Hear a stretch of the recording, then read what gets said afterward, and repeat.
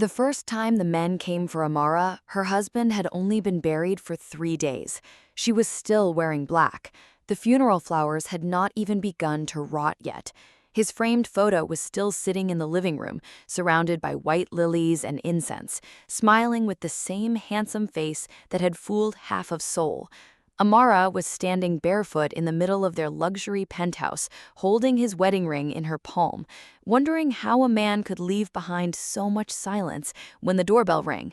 She thought it was another relative, another fake friend, another person coming to say, "Be strong," before leaving her alone with grief they didn't have to carry. But when she opened the door, 3 men in black suits stood outside. They were not there to comfort her. They were not there to mourn. The oldest one smiled and placed a folder in her hands. "Mrs. Han," he said calmly, "your husband owed us money, and now, so do you." Before we dive into this story, if you have ever trusted someone and later realized you only knew the version of them they wanted you to see, then this one is for you. And if you're watching right now, comment where you're watching from, because I want to know how far these stories are reaching. Wherever you are, drop your city or country in the comments.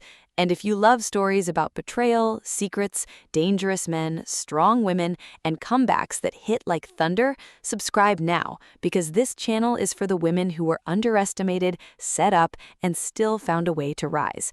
Now stay until the end, because the truth Amara discovers about her dead husband will change everything you think you know about this story. Amara Okafor had once believed she was lucky. That was the most painful part. She believed she had been chosen by love. She was 31 years old, Nigerian, elegant, soft-spoken, and the kind of woman who carried herself like she had been taught to survive disappointment without letting it make her ugly. She met Min Jun Young at a charity auction in Seoul 2 years earlier. She had been invited as a guest speaker for an immigrant women's cultural program, and he had been there as one of the donors. He was handsome in that effortless way wealthy men often are when life has never made them wait too long for anything. Dark hair, smooth smile, expensive watch, gentle voice. He listened when she spoke, or at least he knew how to make it look like he was listening. After her speech, he approached her and said, "You made the whole room quiet." Amara laughed and said, "Maybe they were just being polite." He smiled. "No, they were listening." That was how it began. He sent flowers to the community center the next day. Then he invited her to dinner. Then another dinner. Then weekend trips. Then expensive gifts she tried to refuse until he told her, "Let someone take care of you for once." Amara had spent most of her life taking care of herself, so those words touched a place in her she did not know was still hungry. Min Jun made love feel safe. He introduced her to luxury like it was a language she could finally learn. A penthouse in Hanam-dong with glass walls and a view of the Han River, designer dresses for charity galas, private chefs, drivers, soft sheets, quiet mornings with coffee on a balcony high above the city. When he proposed, he did it in front of the river at night. He said she was the calm he had been searching for his whole life. He believed him. That was her first mistake. Not because love was wrong, but because she never asked what kind of storm needed so much calm. Their marriage looked perfect from the outside. The black woman from Nigeria and the wealthy Korean businessman. Seoul society whispered, but Min Jun always held her hand in public. Cameras loved them. Magazines called her elegant. His friends called her exotic when they thought it was a compliment. His mother, Madam Han, never called her anything except Min Jun's wife. Never daughter, never family, never Amara unless there were guests present. Madam Han was a woman who had turned politeness into a weapon. She wore silk scarves, pearl earrings, and a permanent expression of disappointment. She never shouted. She didn't need to. A single look from her could make a room feel colder. "You must understand," she told Amara once, while arranging flowers in the penthouse as if she owned the air inside it. "Our family has always protected its reputation. Marriage is not only love, it is responsibility." Amara smiled carefully. "I understand responsibility very well." Madam Han looked at her for a long moment. "I hope so." There were signs. Of course there were signs. There are always signs, but love has a way of teaching women to rename warnings as stress. Min-jun started coming home late. He took phone calls in the bathroom. He began locking his study, something he had never done before. Sometimes, Amara would wake in the middle of the night and find him standing by the window, staring down at the city like he expected something below to crawl up and swallow him.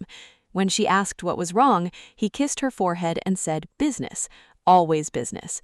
She wanted to believe him, so she did. Then, a rainy night, the police called. There had been an accident near Mapo Bridge. His car had lost control. The driver died instantly. Min-jun died before the ambulance arrived. Amara remembered very little after that. A hospital hallway, a white sheet, Madame Han crying without making a sound, a funeral where people bowed to her but looked past her, a sea of black suits, hands touching her shoulder, voices telling her she was young, she would survive, God would comfort her, time would heal. No one told her death could arrive before healing did. 3 days after the funeral, the men came. Amara stood in the doorway of the penthouse staring at the folder in her hand. "I don't understand," she said. "My husband handled his own business." The older man smiled as if she had said something naive and charming. "Yes, that is why we are here." She opened the folder. Loan agreements, property documents, private lending contracts, numbers that made no sense, amounts so large her mind refused to hold them, billions of won. Her vision blurred. "This is impossible." "Your husband borrowed against several assets," the man said. "Some under his name, some under joint marital liability." "Joint?" Amara looked up sharply. "I never agreed to any of this." The man tapped one document with a gloved finger. "Your signature says otherwise." Amara looked down. There it was, her name, written smoothly, perfectly. Amara Okafor Han. The room tilted. "That is not my signature." The man's smile vanished. "Mrs. Han, grief can make people forget many things, but debt does not forget." One of the younger men stepped forward, looking past her into the penthouse. "You have 7 days." 7 days for what? "To begin repayment or vacate assets used as collateral." Amara almost laughed. "You mean my home?" The older man leaned closer. "I mean everything your husband used to keep pretending he was rich." Then they left. Amara closed the door and stood there with the folder pressed to her chest, surrounded by imported furniture, marble floors, and silence. For the first time since the funeral, she looked around the penthouse and wondered how much of her beautiful life had been borrowed. That night, she called Madame Han. The woman answered on the 4th ring. "They came here," Amara said. "Men, loan people. They said Min-jun owed money." There was a pause. Not shock, not confusion, a pause that sounded like calculation. "You should come to the family house tomorrow. We need to discuss this privately." "Did you know?" Amara asked. Silence. "Tomorrow," Madame Han said, then hung up. Amara did not sleep. She sat in Min-jun's locked study until sunrise, staring at the door. She had never asked what was inside. She respected his privacy because she thought privacy was trust. Now she understood privacy could also be a locked room full of knives. The next morning, before she could leave for Madame Han's house, another visitor arrived. This one came alone. He was tall, Korean, maybe 36 or 37, dressed in a black suit so precise it looked like armor. His hair was neatly parted, his face was calm, almost cold, with sharp eyes that seemed to notice everything and reveal nothing. On his right hand, across one knuckle, was a thin, pale scar, not decorative, not dramatic, just enough to suggest he had once learned something the hard way. "Mrs. Han," he said, "my name is Seo Jiwon. I'm an attorney." Amara did not open the door wider. "I already have lawyers from my husband's family." "That is unfortunate." Her eyes narrowed. "Excuse me?" "Because if they are from your husband's family, they are not yours." She stared at him. "Why are you here?" Jiwon held up a plain envelope. "Because 3 days before your husband died, he called me. He said if anything happened to him, I should find you before they did." Amara's breath caught. "They?" Jiwon's gaze moved briefly toward the folder of loan documents on the table behind her. "The people who are already inside your life." Every instinct told Amara not to trust him. A strange lawyer appearing after her husband's death with cryptic warnings sounded like the beginning of another trap. If Min Jun trusted you, why didn't I know his name? She asked. Because your husband kept many things from you. It was cruel, but it was true. She almost closed the door. Then Ji-won said quietly, your signature was forged. Amara froze. How do you know that? Because I have seen the original documents, and because the person who forged it had access to your passport, your immigration papers, your bank records, and your marriage certificate. Her skin went cold. Who?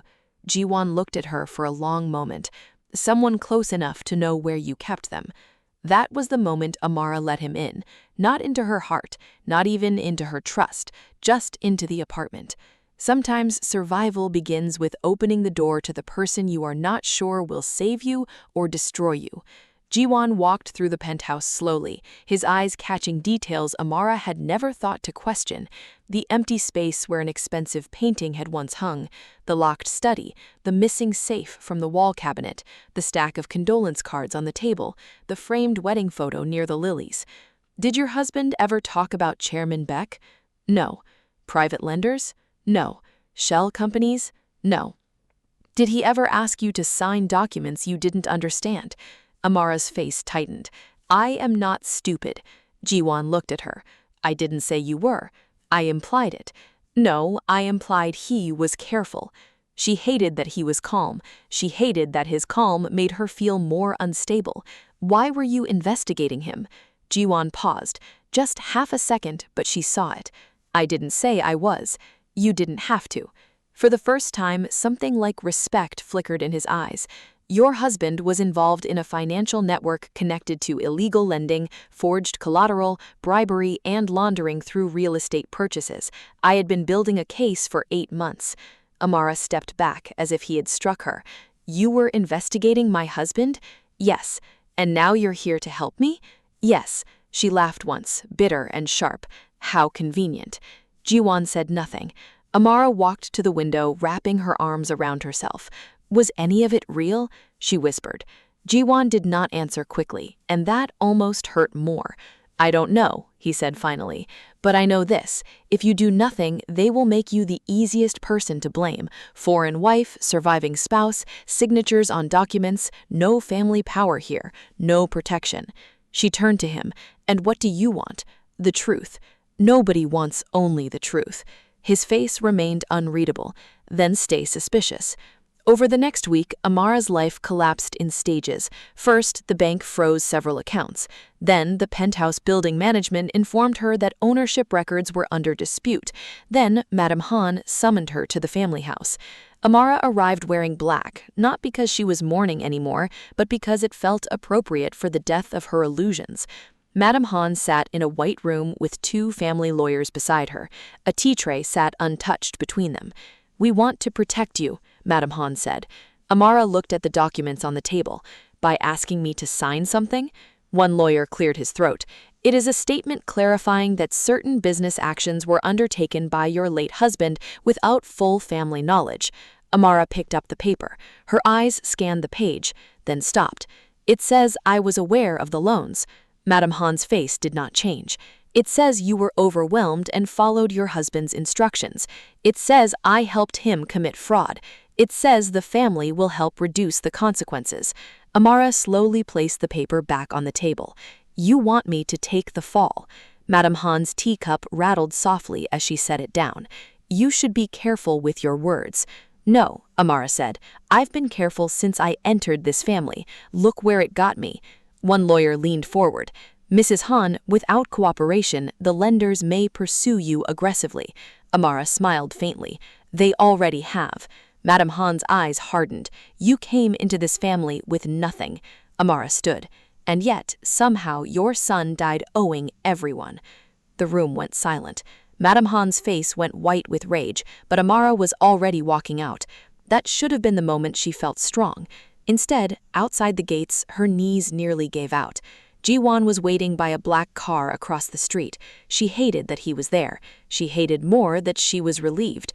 Did you know they would do that? Yes. And you let me walk in? You needed to hear it from them. She slapped him, not hard enough to injure, but hard enough to make the driver look away. Ji-won did not touch his face. Fair, he said. That almost made her angrier. I am not a tool in your investigation. No, I am not evidence. His eyes shifted then, something wounded moving beneath the ice. No, again, he said quieter. But you may be the only person who can survive long enough to expose them. Amara turned away, breathing hard. Take me home. You may not have one soon. She closed her eyes. Then take me somewhere I can think. He took her to a small office above an old law bookstore in Jongno, nothing like the cold luxury she had been living in. Files everywhere, coffee cups, a corkboard full of names, dates, arrows, photos, and there, pinned near the center, was her face. Amara stopped moving. A photo of her leaving a charity gala, another of her entering the penthouse, another from her wedding. She slowly turned to him. You had a file on me. Jiwon's jaw tightened. Yes. You were watching me. I was protecting the innocent spouse in a case that was becoming dangerous. Don't make it sound noble. It wasn't noble. His honesty disarmed her more than an excuse would have. Then what was it? Jiwon looked at the board. Beck destroyed my younger brother. The room changed. He borrowed money to keep a restaurant open. The interest doubled, then tripled. When he couldn't pay, they took the restaurant, his apartment, and his name. He disappeared for 6 months. When we found him, he was alive, but not the same. Jiwon's voice stayed controlled, but his eyes did not. I became a lawyer because I wanted to understand how monsters hide behind paper. Amara stared at him. For the first time, he looked less like a savior and more like another survivor. So you need me to get back. At first, he said. She swallowed. At first? His gaze met hers. Then I met you. She looked away before the words could reach too deep. Trust was dangerous now. Kindness was dangerous. Even grief had become evidence. The break in the case came from the one place Min-jun had not expected anyone to look, a wedding gift. On their first anniversary, he had given Amara a carved wooden music box from Ghana. Custom-made, he said, because he wanted something that reminded her of home. She had loved it. After his death, she couldn't bear to touch it. But one night, while packing items before the penthouse was seized, she lifted it and heard something shift inside. Jiwon carefully opened the base. Hidden beneath the velvet lining was a small encrypted drive. Amara stared at it. He left this for me? Jiwon's face was grim. Or he hid it where no one else would look. The drive contained everything: loan records, forged signatures, bank transfers, payments to officials, emails between Min-jun and Chairman Bok's people, messages from Madame Han proving she knew Min-jun was drowning long before the accident. And then the final folder: brake report, car maintenance logs, a message from Min-jun sent to an unknown contact 2 days before his death. If I move the money, Bok will kill me. Amara read the line 3 times. Her body went cold. His death wasn't an accident. Jiwon said nothing. He knew? Her voice cracked. He knew he was in danger, and he still left me with all of this? He may have been trying to get out. He should have told me. Yes, Jiwon said. He should have.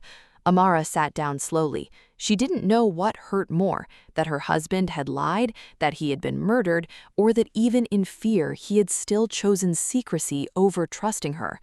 The final hearing became the biggest financial crime story Seoul had seen in years. Reporters lined the courthouse steps. Chairman Bok arrived with his lawyers, smiling like a man who had purchased the outcome in advance. Madame Han arrived in white, face calm, reputation polished. Amara arrived in black, not widow black, war black.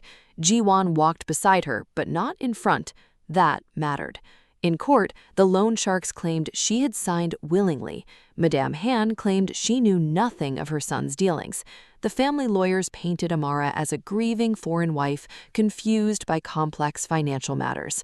Then Amara took the stand. Her voice did not shake. She explained every forged document, every missing asset, every false signature. Then Jiwon entered the drive into evidence. The courtroom shifted. Files appeared on screens. Emails, transfers, records, proof. Chairman Bok stopped smiling. Madame Han's face slowly drained of color. And then came the final recording. Min-jun's voice, tired and terrified, speaking to an unknown contact. If anything happens to me, find my wife. She doesn't know. Don't let them use her. Amara closed her eyes. For one moment, the grief returned. Not clean, not simple, but real. He had lied to her. He had ruined her. But maybe at the end he had tried to save her. That did not erase the damage, but it changed the shape of the wound. Chairman Bach was arrested before sunset. Several officials were suspended. Madame Han stepped down from the family foundation within 48 hours. Su Min, Amara's so-called friend who had been feeding information to Bach's people, fled Seoul before reporters could reach her. The penthouse was gone. The marriage was gone. The perfect life was gone. But Amara was still standing. Outside the courthouse, cameras surrounded her. A reporter shouted, "Mrs. Han, what will you do now?" Amara stopped on the steps. Seoul moved around her in flashes and noise. Jiwon stood a few feet away, watching quietly. She looked down at the wedding ring still on her finger. Slowly, she removed it. Not angrily, not dramatically, just finally. Then she said, "First, I'm going to stop being Mrs. Han." The cameras exploded. She walked down the steps, placed the ring in Jiwon's open palm, and kept walking. He looked at the ring, then at her. "Where are you going?" he asked. Amara didn't turn around. "To find out who I am without a dead man's name attached to mine." After a moment, he followed. Not leading, not saving, just walking beside her. "Can I come?" he asked. Amara glanced at him. For the first time in months, there was almost a smile on her face. "Not too close." He nodded. "Fair." She kept walking. Then, after a few steps, she said, "But don't fall behind either." And that was how Amara Okafor walked out of the ruins of a marriage, a murder, a debt, and a lie. Not untouched, not unbroken, but alive, free, and finally no longer available to be used by men who confused her softness for weakness. Now, if this story moved you, shocked you, or made you angry in the best way, subscribe now so you don't miss the next one, and leave a comment below telling me where you're watching from and which part hit hardest. Was it when the loan sharks came 3 days after the funeral? Was it when Amara saw her forged signature? Was it when Madame Han tried to make her take the fall? Was it the hidden drive inside the wedding gift? Was it Min Jun's final recording? Or was it the moment Amara removed her wedding ring and said she was done being Mrs. Han? Tell me in the comments. I read every single one. And I'll catch you in the next video.